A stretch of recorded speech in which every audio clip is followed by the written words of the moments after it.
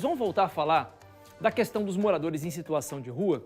Nós mostramos aqui, levantamos uma bandeira contra os mocós. Não é contra as pessoas que estão lá, é contra os mocós. Os mocós deixam a cidade feia, a cidade perigosa, parece terra de ninguém. Parece terra de ninguém. E a crítica aqui não é contra o poder público. A crítica é contra donos de imóveis que largaram o Betis. Largaram o Betis. Os caras abandonaram os imóveis e deixaram por isso mesmo. A prefeitura conseguiu um decreto para evitar que esses imóveis fiquem assim. O cara tem que fechar, tem que cercar, para que os moradores em situação de rua não invadam esses espaços e deixem do jeito que a gente está vendo aqui. Ontem teve uma audiência pública na Câmara de Vereadores, a Ana Contato vai falar com a gente sobre isso, e ela inclusive está num ponto centrão de Londrina, um baita de um lugar que já foi palco de restaurante, de barzinho e que se transformou num mocó. Inacreditável isso, hein, Ana?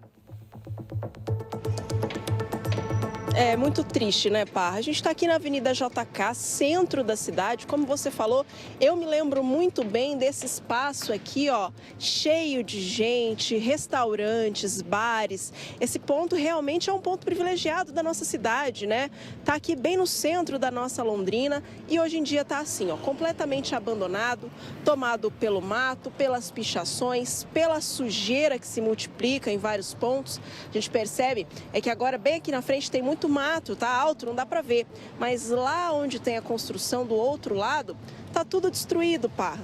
E a gente percebe que o proprietário até tentou aqui, né, cercar o local para evitar com que as pessoas, né, vândalos, enfim, entrassem, mas não deu muito certo. Inclusive tem um portãozinho aqui na lateral que tá aberto. Quem quiser entrar aqui, a porta está escancarada para todo mundo que quiser vir aqui e utilizar esse espaço como bem entender. Esse espaço mesmo está assim há muitos anos, a gente sabe que ele já foi colocado para alugar, já vimos placas aqui várias vezes, mas aparentemente o mercado imobiliário não se interessa, o proprietário parece que também não tem conseguido manter o imóvel dentro das condições mínimas e aí ele vira mais um mocó entre os vários que a gente tem mostrado na nossa cidade, que como você falou, acabam virando moradia para pessoas em situação de rua. Algumas dessas pessoas, né, usuárias de drogas, fazem uso abusivo de álcool, algumas acabam entrando para o mundo do crime e é isso que tem incomodado tanto os vizinhos. Aqui, por exemplo, a gente tem uma padaria de um lado, uma panificadora, do outro tem uma imobiliária, na frente de um hotel, de um posto de combustíveis, ou seja, um local povoado bem no centro da nossa cidade que está assim, ó, abandonado, aberto para quem quiser ocupar do jeito como quiser ocupar. E é por isso, né, que as pessoas, os vizinhos, têm se mobilizado e pedido algum tipo de providência do poder público. E ontem teve uma audiência pública na Câmara de Vereadores com a presença de muitos moradores, viu, Parra? Muito londrinense lotou as galerias da Câmara ontem, principalmente o pessoal que mora na região central, ali pertinho da Concha Acústica, para cobrar algum tipo de providência. E o repórter Bruno Rigo e o repórter cinematográfico Rodrigo Marques foram até lá e acompanharam essa discussão que foi bem acalorada, viu? Vamos acompanhar. Galerias lotadas. Cerca de 150 pessoas acompanharam a audiência pública na Câmara, que já começou tensa. O vereador Santão, do PSC, e a secretária municipal de assistência social, Jaqueline Micali, trocaram farpas sobre a permissão da entrada de um público tão expressivo. Gostaria de dizer que tem muito morador em situação de rua que está em superação, que está lá fora e quer entrar. Eu gostaria de pedir para que eles pudessem entrar, porque a casa também é deles e eles estão discutindo.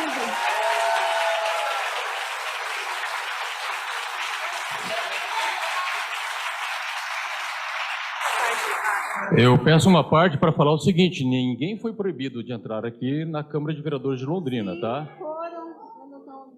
Se foi proibido, me passe o nome da pessoa, porque o cerimonial está fazendo aquilo que sempre faz. Está pegando cadeira em todas as salas e colocando. A Câmara de Vereadores está cheia. Além de Santão, os vereadores David Weasley, do PROS, e Giovanni Matos, do PSC, integrantes da Comissão de Segurança Pública, chamaram a audiência para discutir a atuação do poder público no enfrentamento do aumento no número de pessoas em situação de rua. Os cartazes dos moradores e organizações ficaram todos espalhados pelo local. Dados oficiais da Secretaria de Assistência Social apontam que mais de 1.000 pessoas moram nas ruas da cidade hoje. uma população que cresceu, principalmente durante a pandemia da Covid-19. Homens e mulheres que dormem sob marquises, em praças, em frente aos comércios ou ocupam casas abandonadas, transformando os locais em mocós. O uso contínuo de álcool e drogas leva muitos deles a cometerem pequenos delitos e até crimes mais graves, contra comerciantes e no próprio grupo. As brigas entre eles não são raras e acabam com alguém ferido. Nossa queixa realmente é uma questão de segurança, que nós moradores não podemos nem sair de casa ultimamente. A questão é segurança. Nós temos medo de andar na rua. Como eu disse da tribuna, domingo eu não saí de casa, não fui à igreja, porque era uma algazarra tão grande, uma turba de pessoas tirando a camisa, gritando, na concha acústica. De acordo com a Secretaria de Ação Social, o dinheiro para combater o uso de drogas e álcool não é suficiente. A pasta tem um orçamento de 90 milhões de reais por ano, mas o recurso não é específico para o trabalho com os moradores de rua. Nós tivemos uma pandemia que agravou muito a situação. E também temos que dizer que o governo municipal assumiu quase todo o orçamento da assistência, porque nós tivemos um corte de 60%. E mesmo com um corte de 60% do governo federal, nós conseguimos crescer 70% em número de vagas de acolhimento e em diversidade de serviço. Um dos maiores problemas quando o assunto é moradores em situação de rua é a dependência química que atinge a grande maioria deles. Além de investimentos na reabilitação, membros do COMAD, o Conselho Municipal de Políticas Públicas sobre Álcool e Drogas, pedem a união de órgãos competentes. Eu me apeguei a essas políticas sociais que na minha vida fizeram a diferença. E eu sei que se elas se unirem e trabalharem como se deve ser, constitucionalmente ela foi elaborada, muita gente pode ser assim, ressocializada mais rapidamente do que a gente vê aí a demora aí de pessoas vivendo na rua aí há 10, 15 anos. Ao contrário das últimas discussões sobre o assunto, a secretária de Assistência Social e o comandante do 5º Batalhão da PM, Tenente Coronel Nelson Villa, falaram num tom mais ameno, conciliador.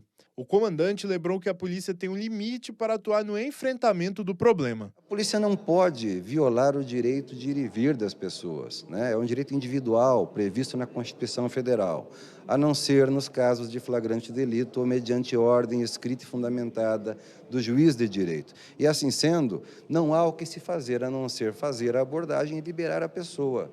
Daí, reitero, advém a importância de que esse trabalho seja feito de forma integrada, para que cada órgão possa compreender até onde vai a atribuição do outro e de que forma um pode contribuir para que esse trabalho integrado possa ser mitigado, em princípio. Isso não é um problema só de saúde pública, não é um problema de assistência social apenas, não é um problema apenas de segurança pública, mas é um problema de todos os órgãos que compõem a administração pública, cada qual com o seu dever.